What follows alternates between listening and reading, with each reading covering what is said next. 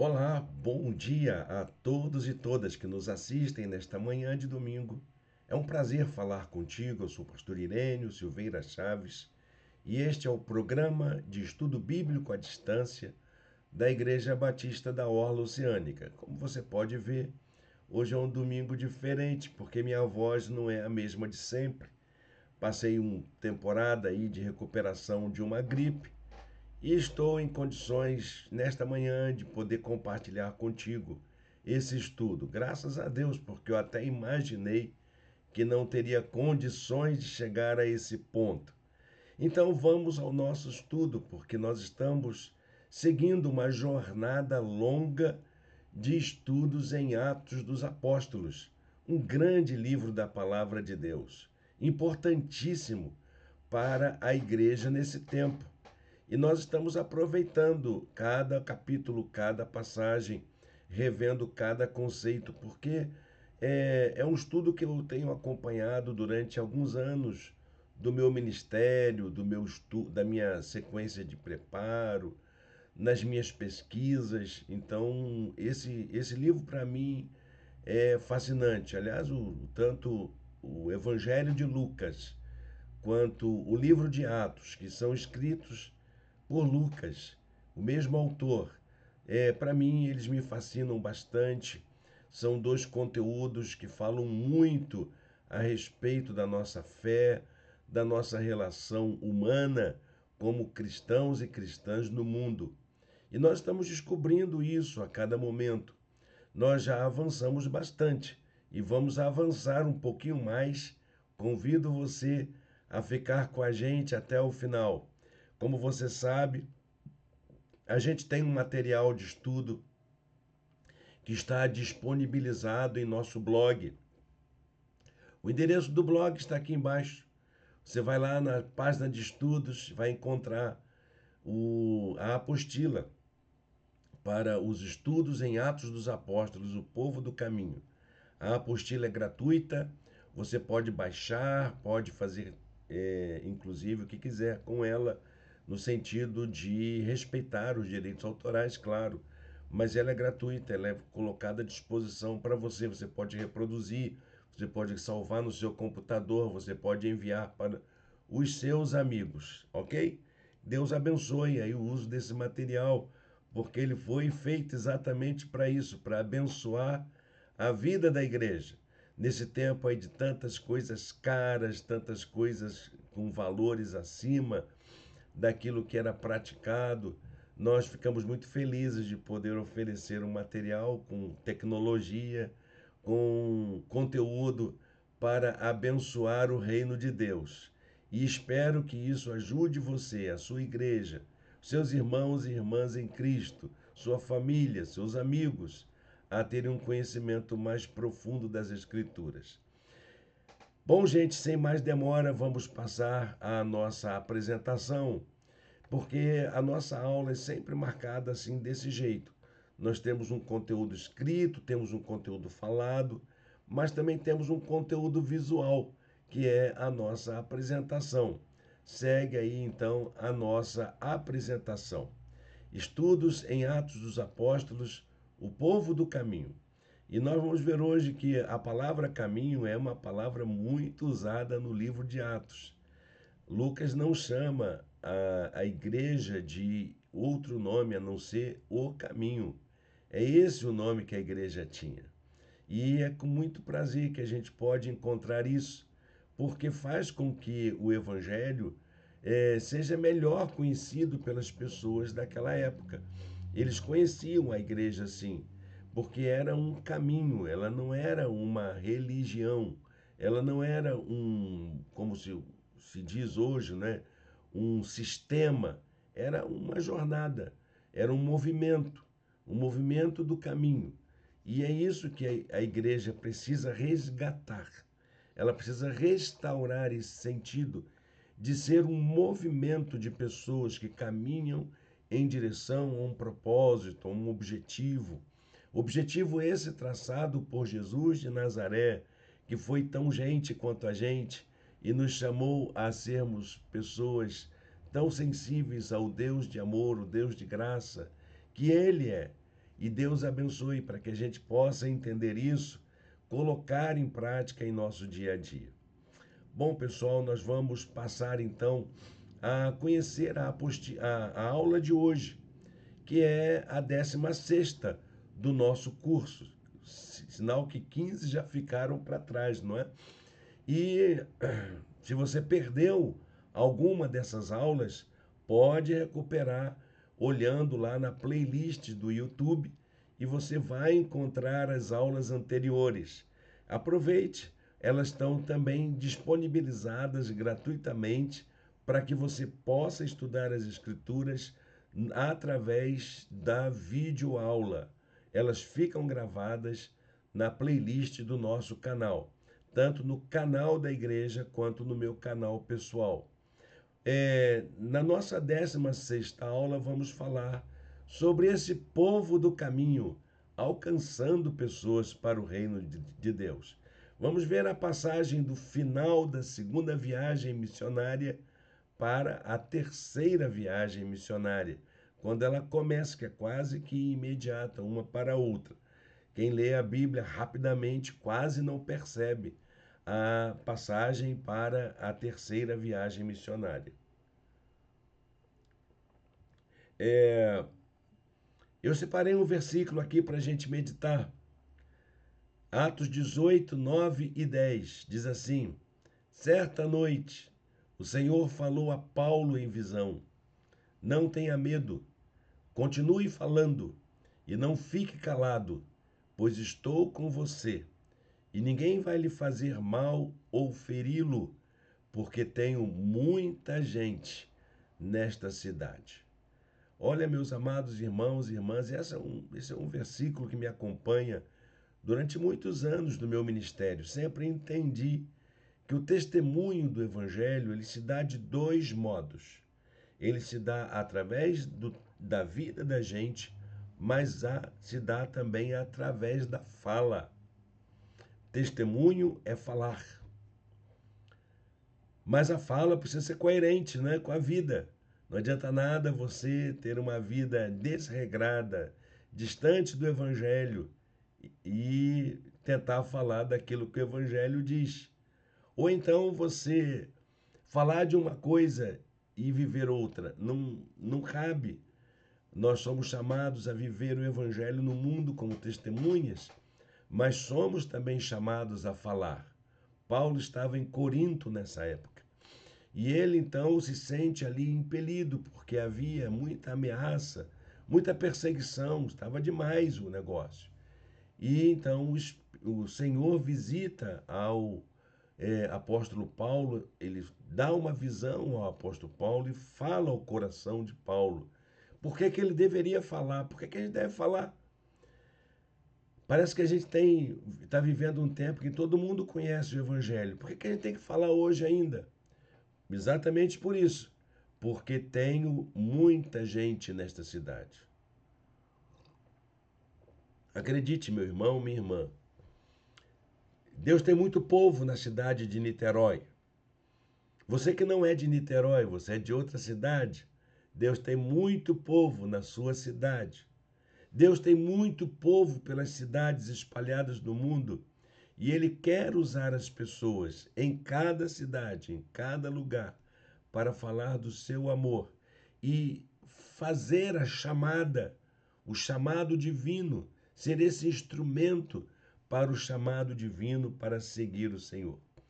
Eu gostaria que você se sentisse impelido a isso, para viver o Evangelho, porque é isso que nós aprendemos, né?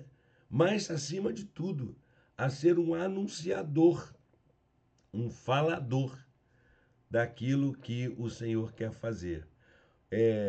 Continue falando, não fique calado. É a visão de Deus para Paulo. Não pare de falar. Por quê? Porque Deus tem muito povo na nossa cidade. Bom, você já reparou que o nosso estudo de hoje vai estar no capítulo 18, mas vai um pouquinho mais além, vamos até o capítulo 19. Vai ser um estudo interessante. Convido você a ficar com a gente até o final. Vamos aprender muito com a palavra de Deus. Bom, gente, é o seguinte: quando a gente fala de missões, obra missionária, evangelização, a tarefa consiste essencialmente em alcançar pessoas com a mensagem libertadora e transformadora do Evangelho. Isso é fazer missões. Isso é cumprir missão. Isso é evangelizar e fazer obra missionária. É alcançar pessoas. Então, nós não falamos ao léu, não falamos para paredes, não falamos para praças, não falamos para púlpitos, não falamos para bancos, nós falamos para gente. E alcançamos essas pessoas com essa mensagem libertadora e transformadora do Evangelho. Como é que a gente faz isso? Enquanto a gente vive, enquanto a gente segue o caminho. É assim que a gente faz. Então é andando, chorando, levando a semente.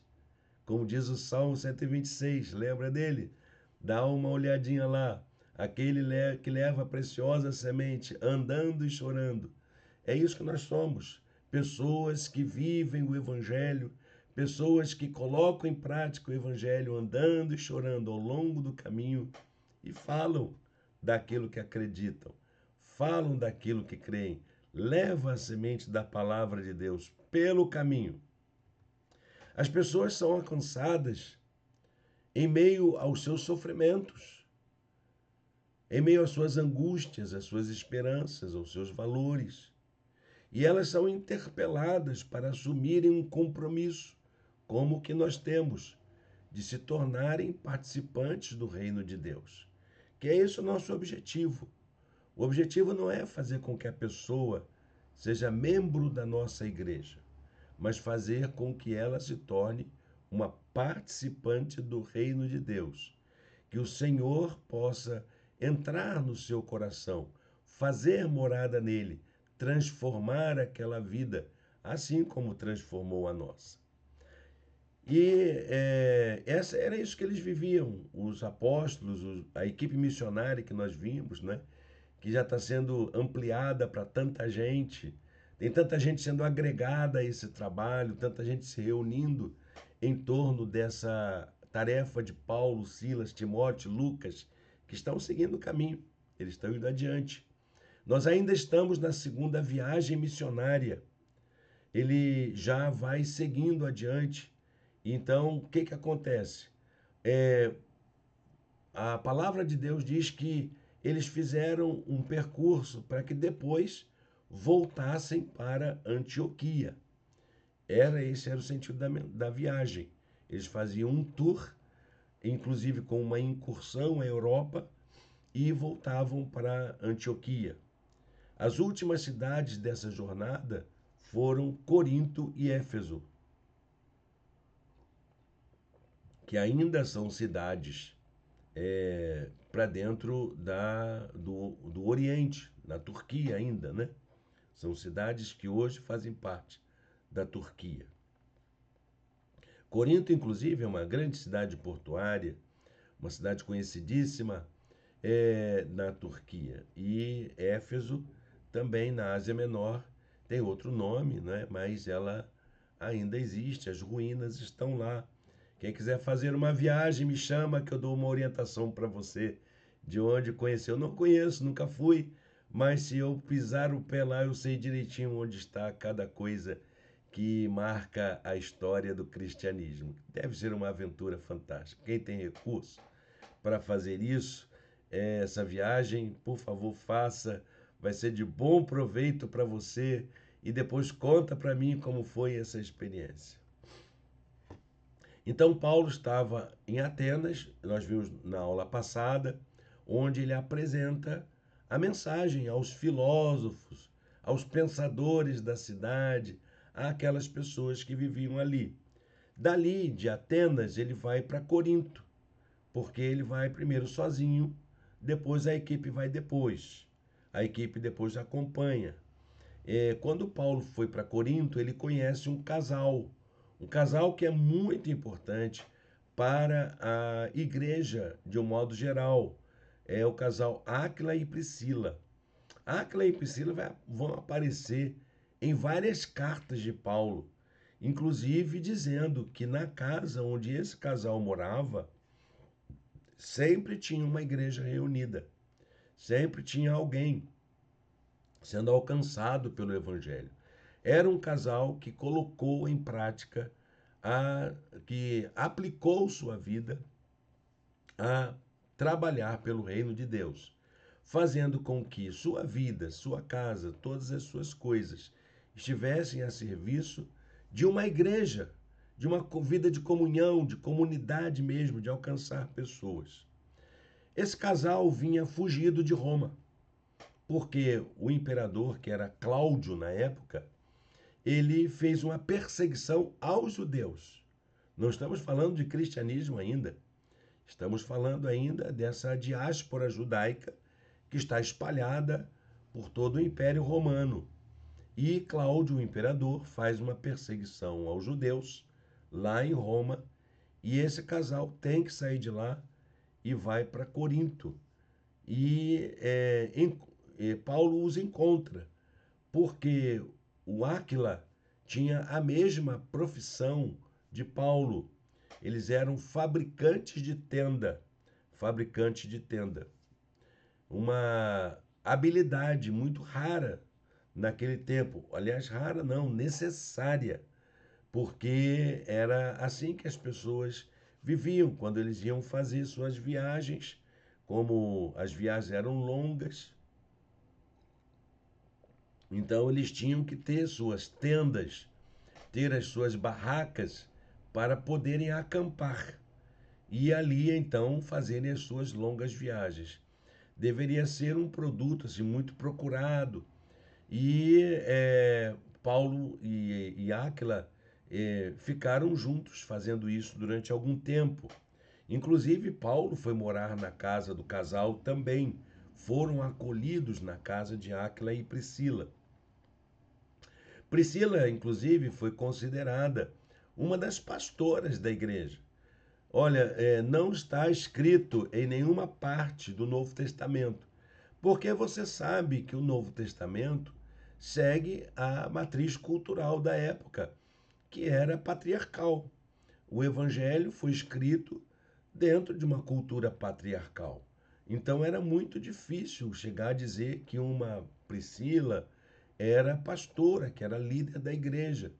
Há inclusive referências de que provavelmente muitos textos do Novo Testamento devem ter sido escritos por Priscila. Mas isso é uma outra história. Depois eu conto para vocês, tá bom? A gente um dia vai falar um pouquinho sobre isso. Deixa isso quieto, porque isso hoje, infelizmente, em pleno século XXI, ainda dá problema na cabeça de alguns fundamentalistas, literalistas que não conseguem fazer uma leitura crítica da Escritura. E olha que o método histórico crítico já foi deixado para trás. Nós já estamos em outra metodologia hermenêutica que fala de uma contextualização a partir da leitura que nós fazemos hoje da cultura, enfim, de outros aspectos. Mas estamos vivendo tempos difíceis com a interpretação bíblica e nós não podemos esquecer de alguns aspectos que são fundamentais. Olha, meu amado irmão, minha irmã, Priscila era uma mulher extraordinária, feliz do Áquila, e ele era um bom companheiro para ela, um exemplo de casal para nossas igrejas. E o apóstolo Paulo tinha um carinho muito grande por esse casal. Atos 18:2 diz assim: ali encontrou um judeu chamado Áquila, natural do Ponto, que havia chegado recentemente da Itália, com Priscila, sua mulher. Que bacana, esse casal é uma bênção. Quem dera se cada igreja tivesse um Áquila e Priscila, um casal como esse para abençoar o reino de Deus. Seria a alegria do pastor. Conheci muitos Áquilas e Priscilas. Muitos. Na nossa igreja conheço também um casal maravilhoso. Não vou falar o nome aqui porque eu sei que ela está ouvindo a nossa aula, que é a nossa companheira maravilhosa, e sempre nos dando apoio, sempre estando conosco. E mais, temos irmãs que se dedicam à igreja, que adoram chegar cedo para fazer um café, que adoram levar uma canjica gostosa para as nossas reuniões. Olha, eu não vou falar nome não, mas quem está me ouvindo sabe de quem eu estou falando. Vocês são as nossas Priscilas maravilhosas que nos abençoam cada dia, cada momento. E as irmãs que chegam para o louvor, as irmãs que chegam para nos abençoar. Olha, gente, que bênção que é uma vida dedicada ao reino de Deus. Deus as abençoe, viu, minhas irmãs? Vocês que se identificaram aí, sem eu precisar citar nomes. Áquila e Priscila se tornaram grandes apoiadores da obra missionária. Você vai encontrar então o nome desse casal em várias cartas que Paulo escreve, e sempre com essa referência, e a igreja que está em sua casa, porque eles eram dedicados ao trabalho missionário. Foram companheiros fiéis, dedicados do apóstolo Paulo. Em Corinto, Paulo trabalhou muito. Ele se dedicou ao evangelho, mais do que em qualquer outra cidade. Mas ele chega àquele ponto, acho que todo pastor passa por isso, de ver que trabalhou tanto, tanto, tanto e pouco resultado. Pouco resultado. A gente vive uma época esquisita porque todo mundo acha que pastor tem que ser de sucesso. Mas não, Paulo também teve os seus momentos de ansiedade, de dúvida, de fraqueza. E ele se sentiu rejeitado por causa da reação dos judeus da sinagoga depois de tanto tempo ensinando ali. Os judeus perseguiram Paulo. E ele não entendeu nada. Assim, dediquei tanto a essa gente, estou ensinando de graça, não recebo nada, trabalho pra caramba, e essa gente ainda me persegue. E aí então ele sente vontade de desistir, de sair fora. Então, verso 6 diz assim: opondo-se eles e lançando maldições, Paulo sacudiu a roupa e lhes disse: caia sobre a cabeça de vocês o seu próprio sangue. Estou livre da minha responsabilidade. De agora em diante irei para os gentios. Ele estava chateado, muito chateado. É mais ou menos isso que muitos pastores sentem quando se sentem desprezados por sua igreja. Pregam tanto e não tem resultado. Que negócio é esse? Ainda sou maltratado, trabalho pra caramba e nenhum resultado, e vocês ainda não me dão apoio. Olha, eu não quero falar nada não, mas que tem gente aí fazendo isso, tem, né? Infelizmente, tem muito pastor sofrendo.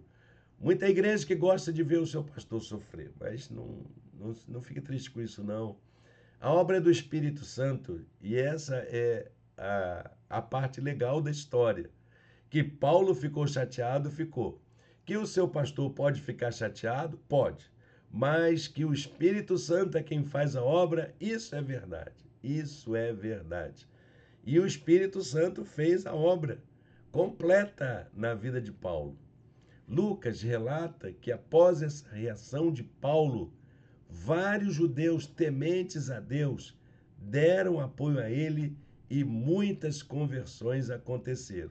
Então, quando Paulo abriu o jogo, aí então aquelas conversões apareceram. Aí aqueles apoiadores, oh, não, eu estou aqui. Olha aqui, Paulo, você que você falou fez diferença na minha vida. Minha vida foi transformada.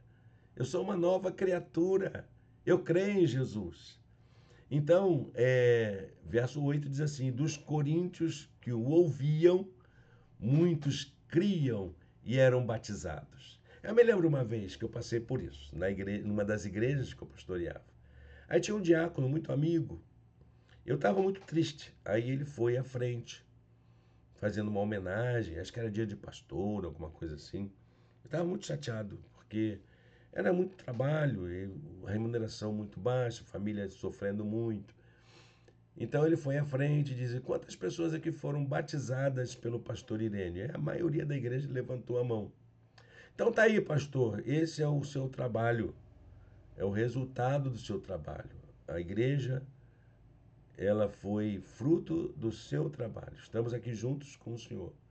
Queremos levá-la adiante. Isso foi um consolo para o meu coração. Eu fiquei muito feliz por ter visto aquele gesto tão bonito que me fez tão bem. Não teve tanto elogio, mas só saber que vidas foram transformadas e foram batizadas por causa do seu trabalho, do meu trabalho, isso já foi confortador.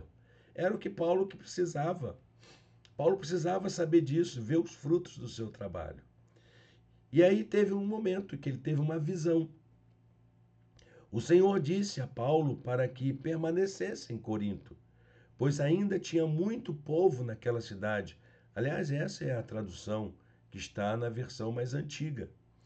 Isso tinha a ver com a realidade de que muitas pessoas precisam ser alcançadas a fim de que o propósito de Deus se concretize em suas vidas. Não tenha medo, foi o texto que lemos no começo. Continue falando e não fique calado, pois estou com você, e ninguém vai lhe fazer mal ou feri-lo, porque tenho muita gente nesta cidade. Eu creio nisso. Niterói tem muita gente para ser alcançada. Ah, mas precisa de mais uma igreja? Precisa. Quanto mais igreja, melhor. É porque se precisa de mais igreja, é porque tem gente que ainda não foi alcançada. E precisa de uma igreja que alcance essas pessoas que ainda não foram alcançadas. Então a permanência de Paulo em Corinto foi marcada por algumas situações de tensão, não foi fácil continuar ali.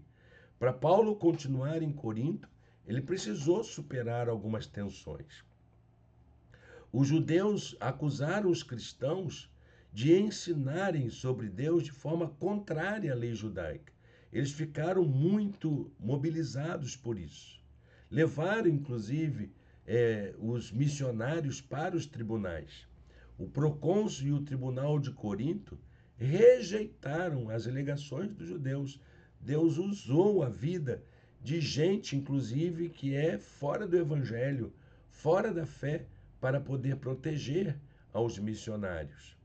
Os judeus foram expulsos do tribunal por causa disso, porque eles queriam inflamar, fazer o barulho, o bafafá que eles faziam em outras cidades. E olha, o povo não deixou, não, aqui não. Aqui nós seguimos lei. Então, se você quiser acusar, faz de outro modo. E o chefe da sinagoga acabou sendo espancado. Lamento profundamente ao chefe da sinagoga, mas acho que ele procurou isso. Ainda bem que não causou tantos danos. Deve estar vivo até hoje. Quer dizer, brincadeira, né? Mas nada de violência, não é, gente?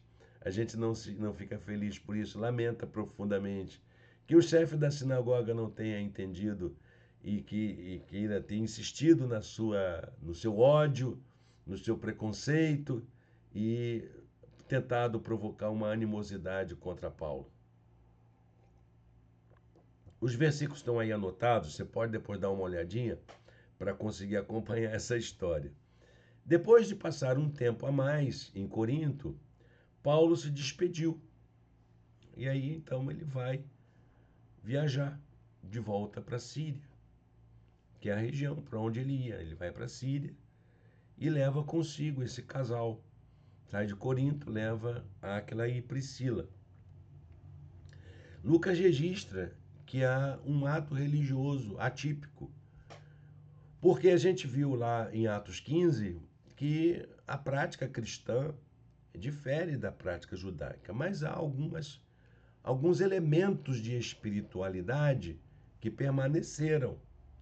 E uma das coisas foi o ato de praticar o voto de purificação. E há um desses votos, não se sabe qual dos dois judeus que fizeram o voto, se foi Áquila ou se foi Paulo. O voto era de não cortar o cabelo. Interessante que o verbo utilizado não é raspar, que aí seria o voto de Nazireu. É um voto que diz respeito a esse ato de não cortar o cabelo. E aí, então, ele coloca em prática esse voto. Mais adiante, nós vamos encontrar uma outra narrativa que fala sobre esse ato. Era um ato de espiritualidade, tá bom, gente? Os homens cristãos mantiveram esse hábito. Como é que era? Não sei, não conheço, mas é um hábito judaico. Uma prática de espiritualidade. Como é o jejum, como é a oração, como é o retiro, como é a questão do silêncio. Então, o ato de fazer esse voto de purificação, de cortar o cabelo, era uma prática assim, que os cristãos desenvolviam como se fossem uma espiritualidade, a preservação dessa espiritualidade, que era judaica, dentro da prática cristã. Isso se perdeu com a história do cristianismo. Há outros atos de purificação, tá bom, meu irmão? Não precisa ficar preocupado com isso, não, de repetir coisa de judeu. Judeu está lá feliz da vida com a sua fé e nós vamos continuar com a nossa, porque a nossa espiritualidade, nosso rito de purificação envolve outros aspectos. Você buscar a Deus, você passar tempo de oração, o seu assócio com Deus, a sua reclusão, isso também tem valor. Você não precisa marcar o seu corpo para que você diga que está fazendo um ato de purificação. Não é necessário. É o caso de. Deu problema isso, viu?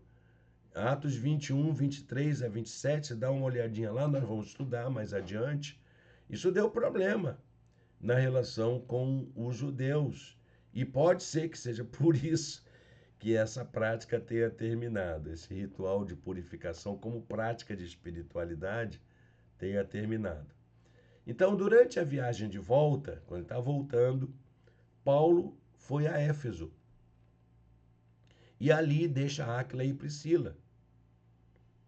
Começa um trabalho, né, de igreja e deixa o povo ali naquele lugar.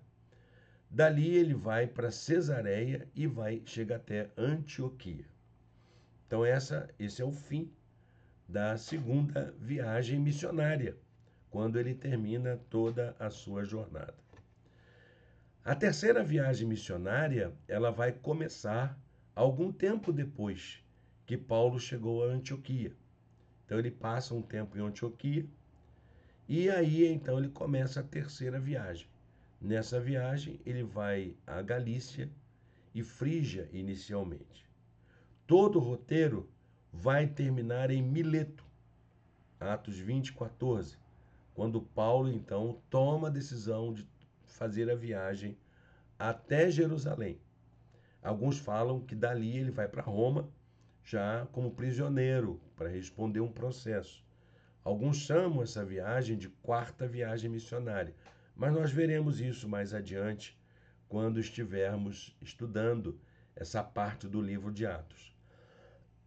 Durante esse percurso, Deus usou muita gente. Deus abençoou pessoas, colocou pessoas para servirem ao Senhor e ajudarem o trabalho missionário. Vamos ver quem são essas pessoas? Quem são esses novos atores missionários? Áquila e Priscila, que nós já conhecemos aqui, esse casal de judeus que se tornou grande amigo de Paulo, com a mesma habilidade profissional de fazedores de tenda. Já vimos esse texto, vamos mais adiante. Vamos conhecer também Apolo, que é um outro ator aí que é usado poderosamente para abençoar o trabalho. Ele era um professor eloquente que conheceu a mensagem de Jesus e passou a ensinar na sinagoga. E ele era livre pensador, ele que pregava, ele conheceu a mensagem, inclusive, dos discípulos de João Batista, e ele falava de Jesus com autoridade. Ele era um grande orador. Diz o texto, Atos 18, 24 e 25. Enquanto isso, um judeu chamado Apolo, natural de Alexandria, chegou a Éfeso. Ele era um homem culto e tinha grande conhecimento das Escrituras. Fora instruído no caminho do Senhor e com grande fervor falava e ensinava com exatidão acerca de Jesus, embora conhecesse apenas o batismo de João, ou seja, ele não tinha uma experiência de espiritualidade com a presença do Espírito Santo em sua vida.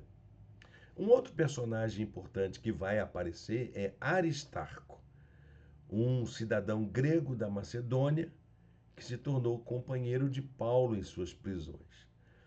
Eu acho que o Aristarco era o tipo bucha de canhão. Deu rolo. Aristarco se mete na frente, diz: eu vou junto, estou aí com você, Paulo. Se é para encarar, vamos nessa. Então, muitas vezes vamos encontrar o Aristarco sendo preso com Paulo. Lamento, Aristarco. O seu dom é outro, que não é o meu. Eu não teria esse dom, não.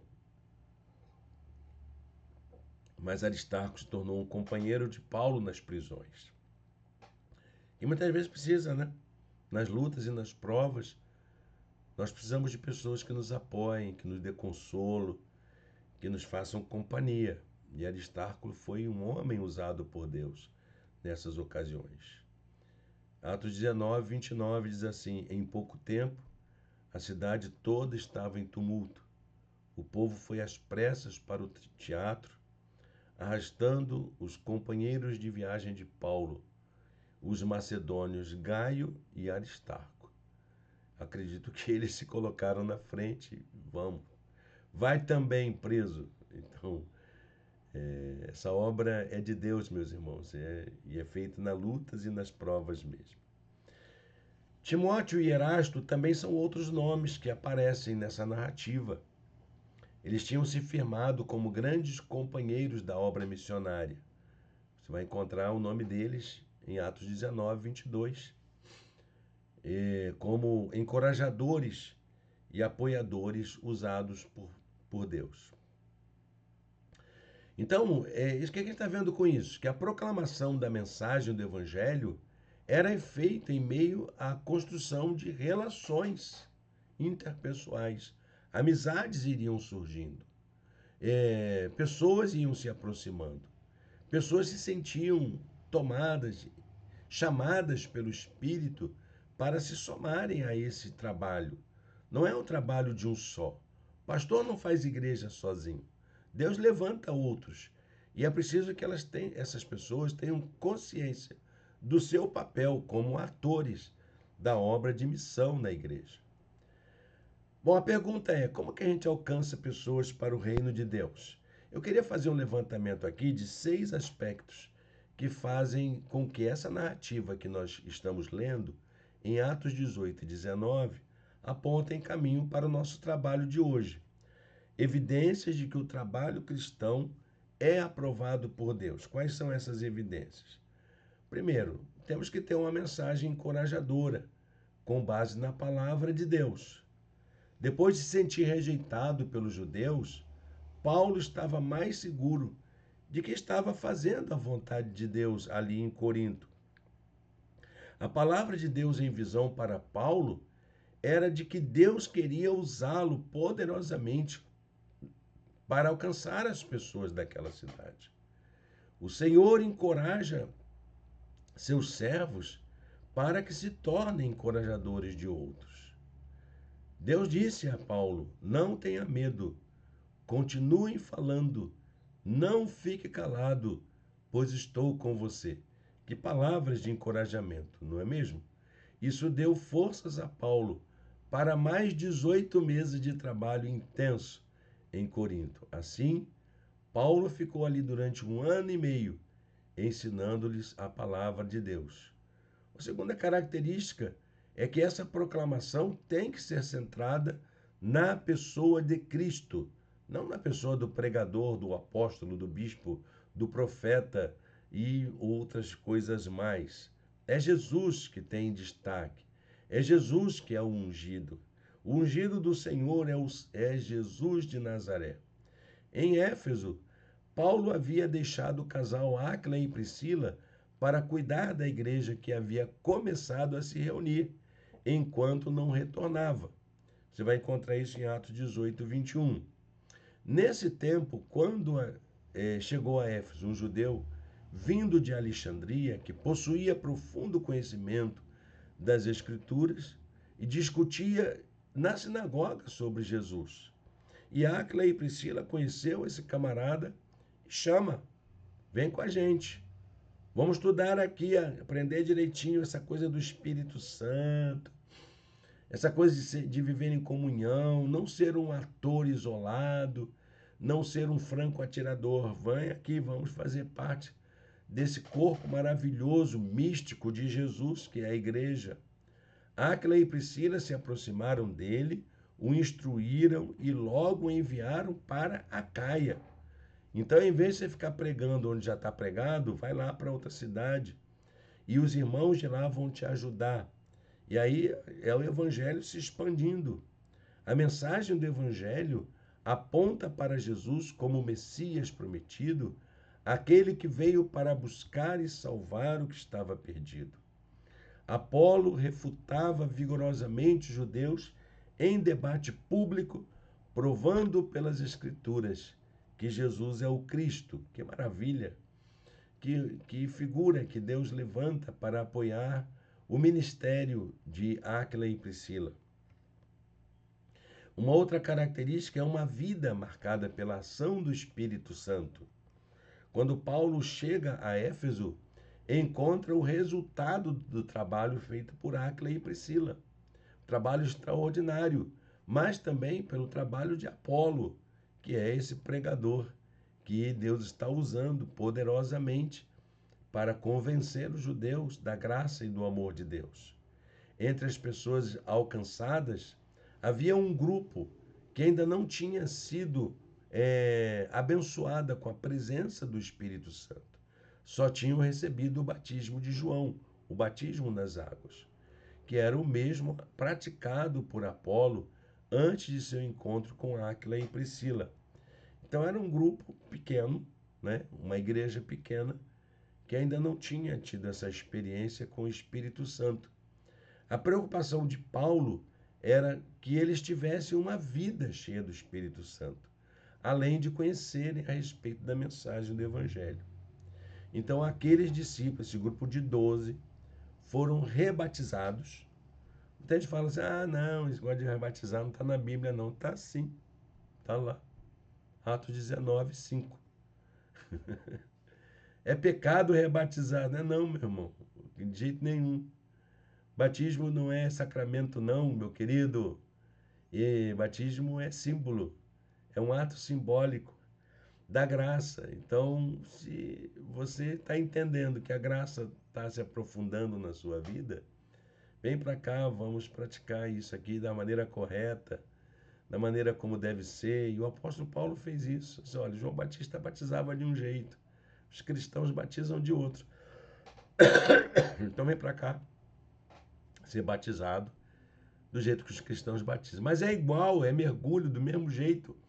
Isso não tem problema. Nós vamos batizar em nome de Jesus. Ele não batizou em nome de Jesus. Nós vamos mergulhar em nome de Jesus e pronto. E aí, então, aquele grupo recebe o Espírito Santo com sinais semelhantes ao dia de Pentecoste. Quando Paulo lhes pôs as mãos, veio sobre eles o Espírito Santo e começaram a falar em línguas e a profetizar. Que pensam, né? É um sinal de que o evangelho está alcançando o mundo, até os confins da terra. Atos 1:8, sendo aqui reproduzido, confirmado, continuado. Há um outro aspecto que são os sinais do poder de Deus na vida da igreja. A igreja precisa ser sinal da graça, mostrar que o Espírito Santo está atuando nela. Quando a obra de Deus é feita do modo de Deus, não faltam recursos e coisas extraordinárias acontecem. Paulo deixou de pregar na sinagoga de Éfeso e passou a ensinar todos os dias numa escola, que era chamada Escola de Tirano. Quem era Tirano? Não sei, a não ser o fato de que esse homem era um professor e possuía um espaço de aprendizagem que compartilhou com Paulo durante 2 anos. Eram os famosos liceus ou academias. Era do mesmo estilo. Então, muitas dessas escolas, muitos desses liceus, muitas dessas academias surgiam pela Grécia Antiga e também pelo Império Greco-Romano. Essa tradição continuou. Então, os grandes pensadores, os grandes cientistas, os grandes filósofos faziam as suas próprias escolas. E aí, então, Tirano divide esse espaço com o apóstolo Paulo durante 2 anos. Durante esse tempo, houve o relato de muitos milagres. As pessoas procuravam Paulo com peças do vestuário das pessoas enfermas para que estas fossem curadas.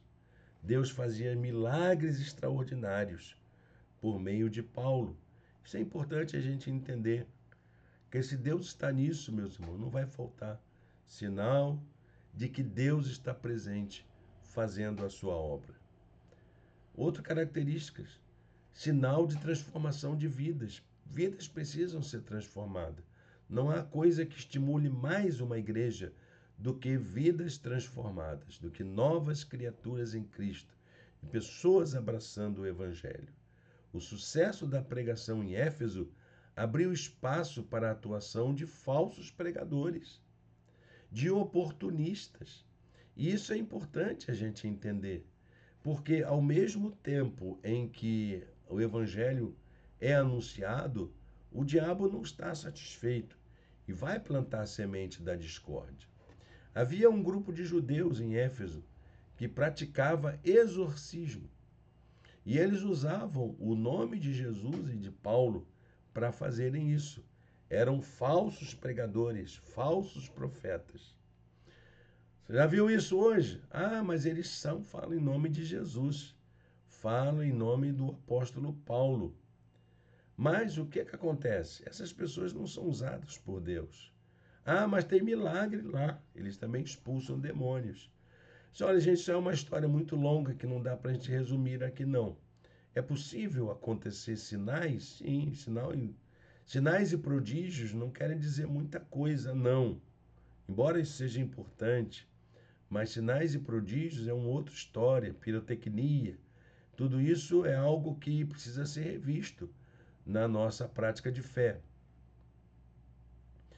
Chegou um dia que uma das pessoas possuídas, que eles iriam lá expulsar o demônio, né, daquela pessoa coitada, ela resolve se manifestar. Então o diabo, ele se manifesta, reage, atacou aqueles judeus, espancando, expulsando. E esse fato chamou a atenção, escândalo. Faz me lembrar uma vez numa igreja que eu pastorei, eu não assisti isso não, né? Mas uma jovem ficou possessa no meio do culto e ela se arrastava pelo chão como se alguém estivesse puxando os cabelos dela. E eu achei aquela história meio fantasmagórica, isso não é possível. Eu não vi, mas o povo dizia que viu e foi horrível. E quando acabou aquilo, a igreja passou um tempo numa santidade, numa vida espiritual impressionante, cresceu, muita gente se converteu. E foi o que aconteceu. Então, quando o povo viu o que o diabo fez na vida dessas pessoas, isso contribuiu para a divulgação da mensagem cristã. Isso fez com que muitas pessoas abandonassem a prática do ocultismo, das religiões de mistério, e até queimavam seus livros em praça pública. E isso causou um enorme prejuízo para a cidade. Isso é algo que a gente precisa repensar, não é? São os sinais da transformação de vidas. A maior evidência do poder de Deus foi a transformação operada pelo Espírito Santo na vida dos que creram. Os sinais do poder de Deus não estão em curas milagrosas ou na expulsão de demônios, embora Deus opere esses sinais por sua graça, mas no fato de que vidas são transformadas. Os efésios que se convertiam demonstravam que estavam dispostos a experimentarem uma nova vida, se desfazendo de tudo aquilo que estava ligado ao ocultismo ou aquelas práticas religiosas que afastavam de Deus muito mais do que aproximavam. Muitos dos que creram vinham e confessavam e declaravam abertamente suas más obras. Obra do Espírito Santo, isso, não é obra de homens. Vidas transformadas. É isso que faz com que o Evangelho prospere.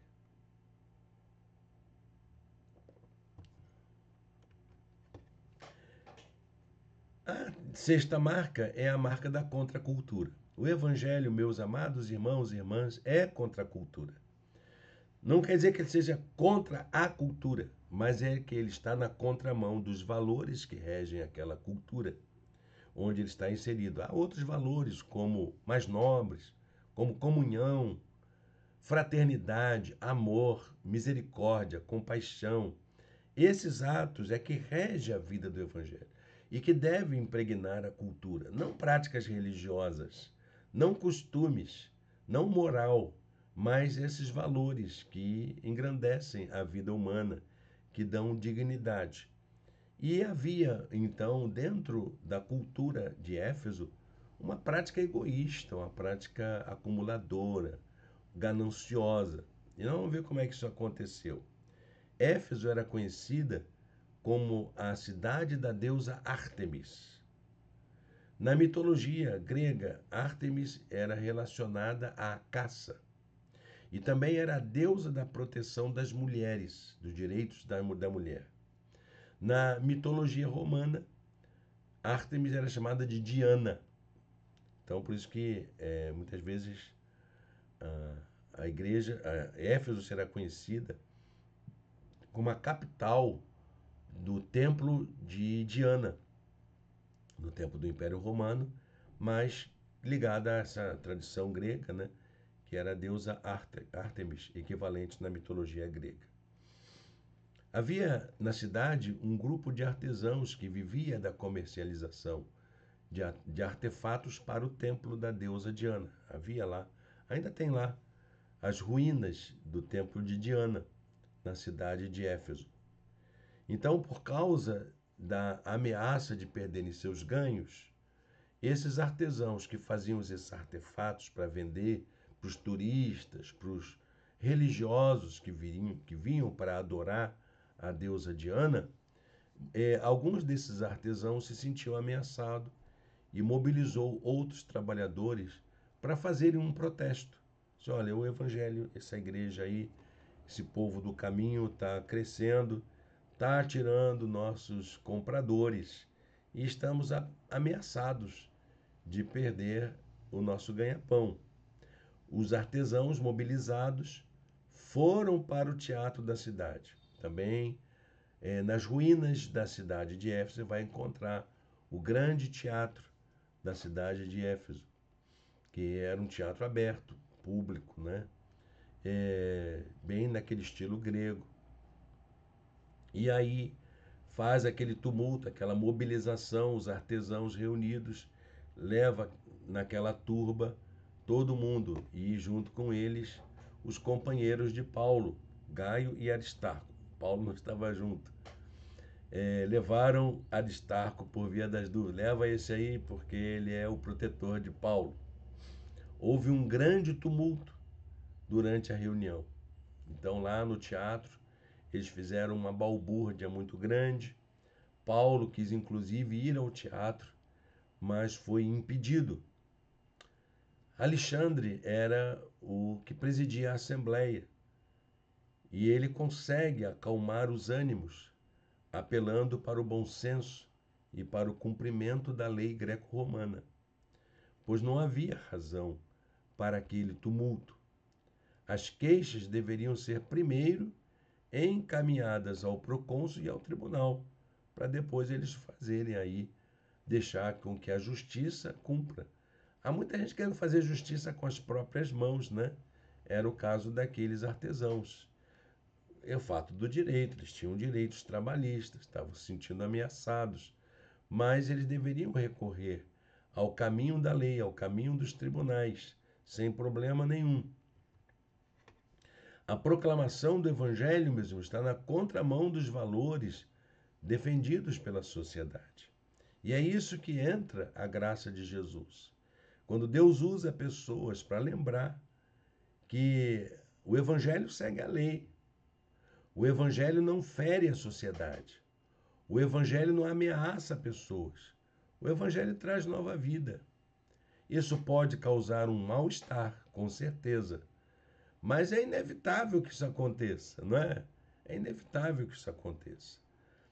No avivamento no país de Gales, diz os historiadores que os bordéis e os bares eram fechados, porque não havia mais frequentadores, porque as pessoas passaram a frequentar as igrejas.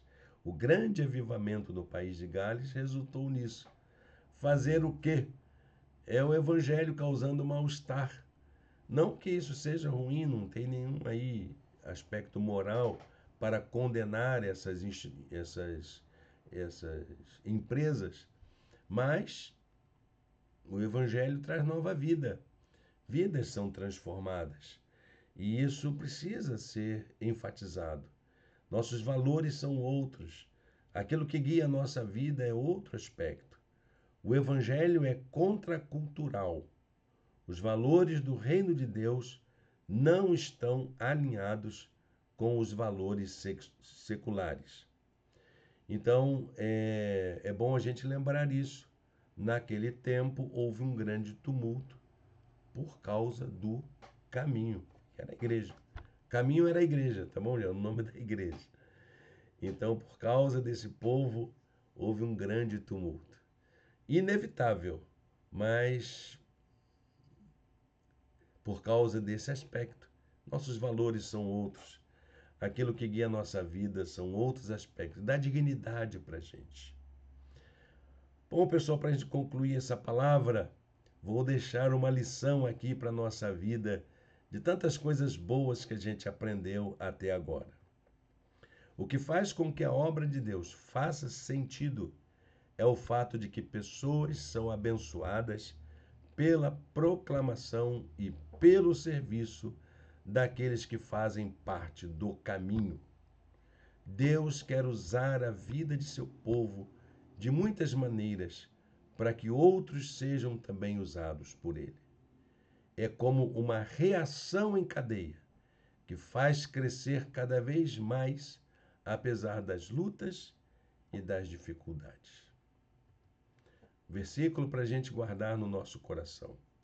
Dessa maneira, a palavra do Senhor muito se difundia e se fortalecia. Deus abençoe o estudo da sua palavra em nossos corações. Feche seus olhos, fale com Deus. Senhor Deus, eterno Pai, muito obrigado por esta manhã de alegria na tua presença, por este lindo dia que nós experimentamos juntos como igreja do Senhor. Guarda a nossa vida, Senhor. Continue a falar em nosso coração. Te oramos em nome de Jesus. Amém. Amém, meu irmão, minha irmã. É um prazer muito grande poder estar aqui. Graças a Deus a voz deu aí para a gente se comunicar, né? Eu espero que você tenha entendido e tenha acompanhado bem, apesar da minha voz. Eu estava pior, viu? Eu estava com uma voz assim de locutor de novela, quando acorda de manhã cedo, aquela voz rouca, esquisita. Então, mas graças a Deus está um pouco melhor.